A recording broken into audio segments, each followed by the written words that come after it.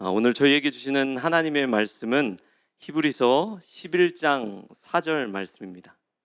믿음으로 아벨은 가인보다 더 나은 제사를 하나님께 드림으로 의로운 자라 하시는 증거를 얻었으니 하나님이 그 예물에 대하여 증언하심이라. 그가 죽었으나 그 믿음으로써 지금도 말하느니라. 아멘. 오늘은 히브리서 11장 4절 본문을 중심으로 믿음은 더 나은 예배를 하나님께 드리는 것입니다 라는 제목으로 함께 하나님이 주시는 은혜를 나누기를 원합니다. 15세기부터 종이를 인쇄할 수 있는 기술이 급격히 발달했다고 합니다. 그러면서 많은 사람들이 이전에는 구전을 통해서 어떤 정보나 지식들을 습득해 왔는데, 이제는 책을 통해 더 다양한 정보를 접할 수 있게 되었습니다.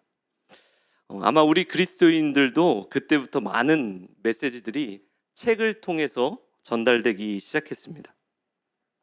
성경을 쉽게 풀이한 책들이 나오고, 영성에 관한 책이나 기독교 교리나 철학에 관한 책 등 성도의 삶에 있어서 도움을 주는 다수의 책들이 등장하게 됩니다. 여러분, 그런데 책이 그렇게 보편화된 시기부터 지금 현대에 이르기까지 우리 기독교 도서 분야에 있어서 가장 많이 판매되었던 주제가 혹시 어떤 주제였는지 아십니까? 오늘 말씀 제목을 보면 답을 찾을 수 있는데 바로 예배에 대한 주제였습니다. 예배는 시대와 관계없이, 또 나라와 관계없이, 문화나 인종이나 성별과 관계없이 예수 그리스도를 믿음으로 고백한 사람들이라면 누구나 예배에 대한 갈망을 갖고 있다는 것입니다. 참되게 하나님께 예배하는 것이 무엇인가에 대한 궁금증과 또 목마름을 갖고 있다는 것입니다. 저는 항상 수요 예배를 드릴 때마다 수요 예배 나오시는 분들을 참 대단하다고 박수 쳐드리고 싶습니다. 물론 온라인으로 예배 드리시는 분들도 박수 쳐드립니다. 제가 예전에 사회생활을 해보니까요, 너무 피곤하고 힘들어서 주중에 예배를 드린다는 것은 사실 엄두도 내지 못했습니다. 그래서 제가 그때 예배 생활을 잘 못했는데, 그때 교회를 잘 못 갔던 걸 알고 있는 증인이 저희 아내가 저 뒤에 있습니다. 여러분, 오셔서 주무셔도 괜찮습니다. 예배의 본질이 무엇일까요? 다르게 표현한다면 가치 있는 예배란 어떤 예배일까요? 우리가 첫 번째로 생각해 볼 수 있는 것은 적어도 예배에서 가장 중요한 가치는 인원수는 아니라는 것입니다. 왜냐하면 몇 명이 예배를 드리고 하나님은 다 각자의 예배를 판단하시기 때문입니다. 예배는 철저하게 하나님과 예배자 한 사람과의 1:1 독대의 시간이라는 겁니다. 그래서 성경에 나오는 대부분의 의인들은 홀로 있을 때 혈혈 단신으로 하나님을 예배했습니다. 그리고 하나님은 그들의 예배를 기쁘게 받으셨습니다.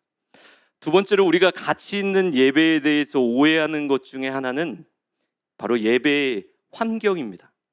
예배의 환경이 가장 중요한 가치였다면 아마 시대가 거듭될수록 하나님이 그 예배들을 더 기쁘게 받으셨을 겁니다. 화려한 조명과 프로페셔널한 음악과 최첨단 장비가 동원돼 드리는 예배. 그런데 믿음의 선조들은 어땠을까요? 그들의 예배에도 화려함이 있었을까요? 그들은 주로 들판에서 예배를 드립니다. 강가에서 예배를 드렸고 배 위에서 예배를 드렸으며 심지어 감옥에서도 예배를 드렸습니다. 예배에서의 절대적 가치는 환경에 있지 않다라는 것입니다. 그렇다면 가치 있는 예배, 하나님이 기뻐하시는, 받으시는 예배는 어떤 예배일까요? 오늘 본문 말씀을 우리 다시 한번 읽어보겠는데요, 우리 함께 읽겠습니다. 믿음으로 아벨은 가인보다 더 나은 제사를 하나님께 드림으로 의로운 자라 하시는 증거를 얻었으니 하나님이 그 예물에 대하여 증언하심이라. 그가 죽었으나 그 믿음으로써 지금도 말하느니라. 수천 년이 흘렀지만 우리는 기억합니다. 그리고 지금도 말합니다. 예배하면 대명사처럼 떠오르는 인물 한 명을 꼽자면 단연코 아벨일 것입니다. 도대체 아벨이 어떻게 예배를 드렸길래 하나님께서 그 예배를 기쁘게 받으셨을까요? 본문에 보면 아벨은 가인보다 더 나은 제사를 드렸다고 합니다. 어떻게 드리는 것이 더 나은 제사, 더 나은 예배일까요? 그것을 알기 위해 아벨의 삶이 어땠는지를 좀 찾아보고 싶습니다. 신기하게도 성경 전체를 보더라도 아벨이 어떤 말을 했다라는 기록을 찾을 수가 없었습니다. 아벨이 말한 구어체 자체가 없습니다. 당연히 그가 어떻게 살아왔는지도 찾을 수가 없겠죠. 다만 창세기 4장에 보면 그가 어떤 삶을 살아왔을지 우리는 조금 유추해 볼 수 있습니다. 우리가 아벨에 대해서 쉽게 오해하는 것 중에 하나가 있는데 바로 아벨에 대한 긍정론입니다. 마치 어머니로부터 사랑받았던 야곱처럼 또 아버지로부터 사랑받았던 요셉처럼 언제나 옳고 바르고 사랑받았던 자녀였을 것이라고 아벨을 생각한다라는 거예요. 정말 그랬을까요? 그는 태어날 때부터 형 가인과는 다른 차별을 받고 태어납니다. 가인이 태어났을 때 반응이 어땠는지 아세요? 우리 창세기 4장 1절 말씀 함께 읽겠습니다. 아담이 그의 아내 하와와 동침하매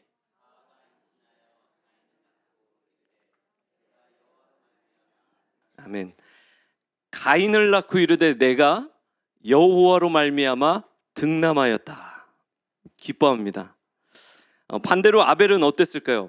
그 다음 절 말씀을 보면 알 수 있는데 특별한 반응이 없습니다.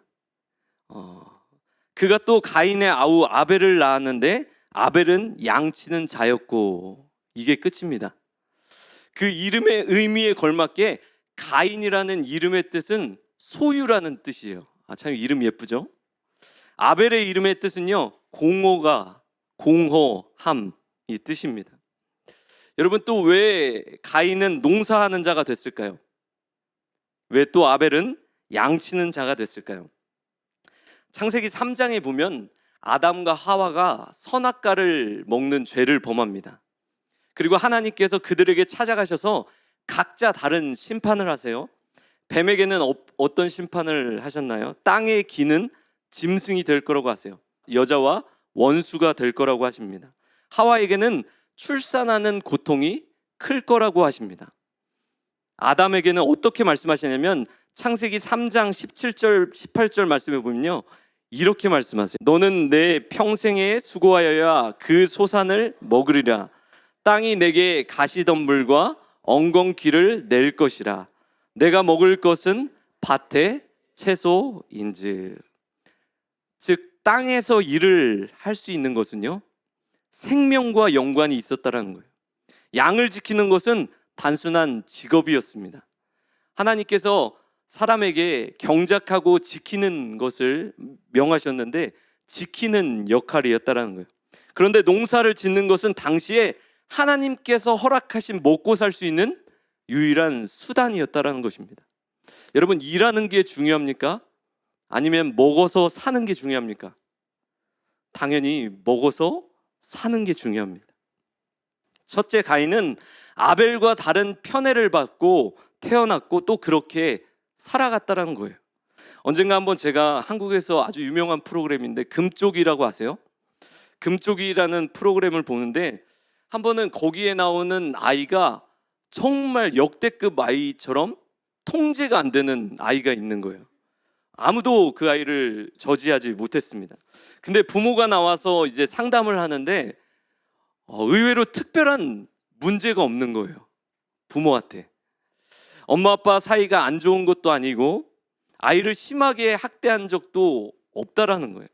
그런데 그 아이의 엄마가 그런 얘기를 하더라고요. 아이가 태어나서 어떤 잘못을 해도 한 번도 혼을 낸 적이 없었대요. 저희 엄마가 좀 그러셔야 되는데 전 많이 혼나고 자랐습니다. 저는 가인이 생각났습니다. 어쩌면 가인의 그 공격성, 그 폭력성, 제가 제 아우를 지키는 자입니까 하나님? 그 하나님께 대해 반항하는 그 모습들, 어쩌면 부모의 사랑을 독차지하고 한 번도 살아가면서 실패를 경험해 보지 못했던 가인은 자신이 독보적인 존재라고 생각했을지도 모릅니다.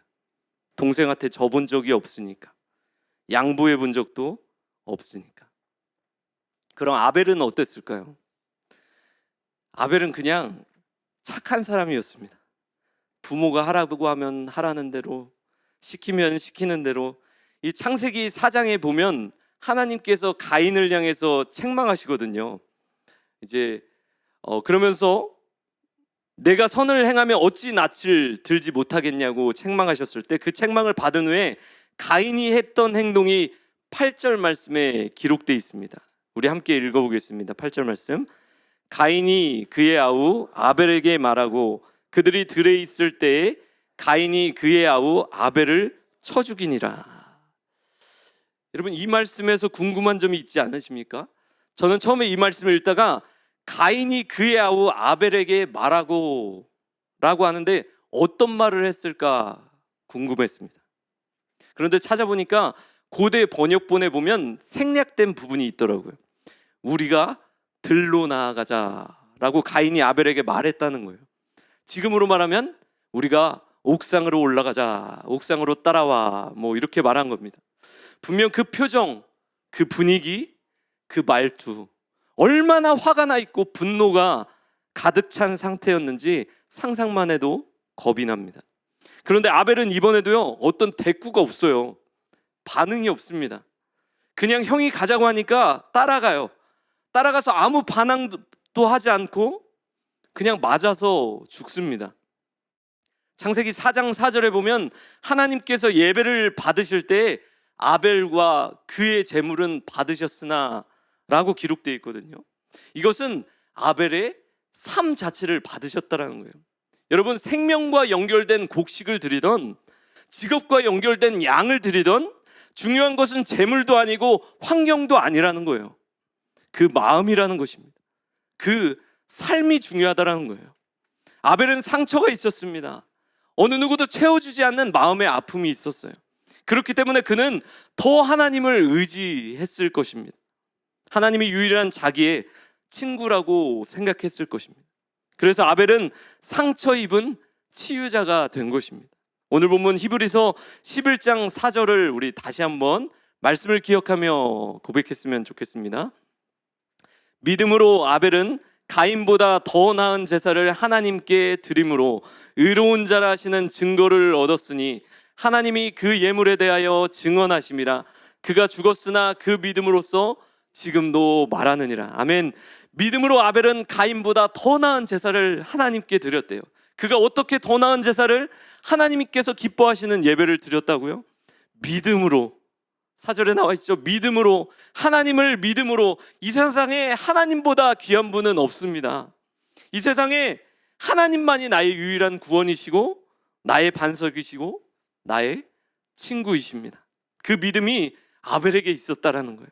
다윗도 시편 51편 17절에서 이렇게 고백하죠. 하나님께서 구하시는 제사는 상한 심령이라. 하나님이여, 상하고 통회하는 마음을 주께서 멸시하지 아니하시리이다. 여러분, 상처는 아픈 겁니다. 고통입니다. 상처에 머물고 있는 것은 결코 좋은 것이 아닙니다. 그렇지만 그 상처를 통해 하나님을 의지하고 하나님을 붙들고 하나님을 만나면요, 그 상처는 별처럼 빛나는 거예요. 축복의 통로가 되는 것입니다. 아벨의 상처를 통해 하나님만을 의지하는 그 믿음이 생긴 것처럼, 다윗이 사울의 쫓김을 당하며 하나님을 더욱 의지하였던 것처럼, 사마리아 여인이 6명의 남편이 바뀌는 아픔을 겪었지만 그녀가 예수님을 만났던 것처럼, 하나님은 상처 입은 치유자들을 통해 지금도 예배를 받으신다는 것입니다. 누구나 각자가 하나님께 드렸던 최고의 예배, 최선의 예배, 가장 감격적이고 감동적인 예배들이 있으실 거예요. 여러분은 어떤 예배가 기억에 남으십니까? 저는 물론 모든 예배가 특별하고 소중했지만 벌써 오래전인데 제가 군대 시절에 이등병 때 드렸던 예배를 지금도 잊을 수가 없습니다. 지금은 군대가 너무 좋아지고 편해졌죠? 그렇다고 하더라고요. 제가 들어갔을 때만 해도 약간의 그런 가혹행위와 구타들이 조금 있었습니다. 또 이상하게 제가 갔던 그 부대에는 이상하게 안티 크리스찬들이 그렇게 많았어요. 그래서 대놓고 교회를 못 가게 하면 안 되니까 주일 전날 밤에 토요일 밤 늦게까지 일거리를 주는 거예요. 산더미처럼 쌓여있는 전 소대원들의 빨래를 혼자 시키고, 다림질을 시키고, 또 고참들의 전투화를 닦도록 시켰습니다. 그거 다 하고 나면 새벽 2시, 3시가 된 적도 있습니다. 그래도 그때 그런 신념은 있었던 것 같아요. 예배는 빠지면 안 된다, 주일은 거룩하게 지켜야 된다 라는 생각을 갖고 피곤하고 고대도 다음날 일어나서 교회에 가서 예배를 드렸습니다. 그 교회에 가서 앉자마자 예배가 또 찬양이 시작되지도 않았는데 얼마나 하나님이 많이 울게 하셨는지 모릅니다. 하나님의 따뜻한 위로하심이 느껴졌어요. 그렇게 하루하루 한 주 한 주 지나가다 보니까 여러분, 나중에 뭐가 바뀐 줄 아세요? 계급이 바뀌더라고요. 제가 이제 상병이 되고 병장이 되는 날이 안 올 것 같았지만 왔습니다. 제가 그래서 그때 작은 마틴 루터가 이루지 못했던 군대 내에서의 종교 개혁을 일으켰어요. 다 교회로 가! 하면서 여러분, 예배의 성공과 실패는 형식에 있는 것이 아니에요. 우리의 겉으로 드러나는 모습과 행위에 있는 것이 아니에요. 오늘 예배 분위기 너무 좋다, 말씀 좋았다, 안 좋았다, 찬양 좋다, 안 좋다, 여러분, 그걸로 예배가 결정되는 것이 아니에요. 하나님은 여러분들의 마음을 원하신다는 거예요. 그 하나님만을 간절히 구하고 찾는 그 마음에 찾아가셔서 지금도 위로하시고 당신의 그 깊은 사랑을 여러분들에게 보여주신다는 거예요. 그래서 A.W. 토저는 참된 예배란 인격적으로 그리고 어찌할 수 없을 만큼 하나님과 깊은 사랑에 빠지는 것이라고 말하였습니다. 여러분, 하나님은 모든 것을 알고 계십니다. 아무에게도 말하지 않았던 우리 마음속 깊은 곳에 있는 그 아픔과 상처들을 하나님은 이미 알고 계세요. 그래서 하나님은 원하시는 거예요. 그 마음의 괴로움과 고통을 혼자서 부둥켜 안고 끌어안고 있지 말고 나에게 나와서 그 짐들을 내려놓으라고. 내가 자유와 쉼을 줄 테니까 내게 맡기라고.